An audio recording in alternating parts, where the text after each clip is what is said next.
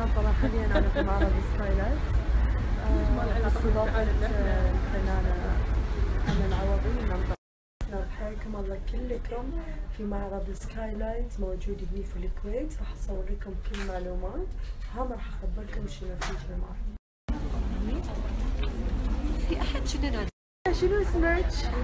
ريام، الله يحفظك حبيبتي.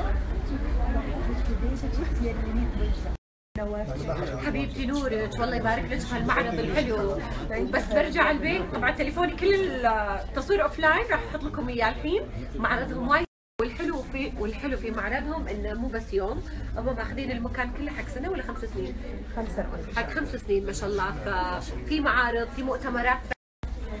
فالحلو فيكم انكم قاعدين تدعمون المشاريع، وهذا شيء وايد حلو وشيء وايد زين.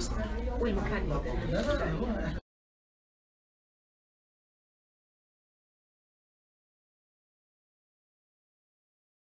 الحمد لله، يعني صدق بفضل الله نجح المعرض.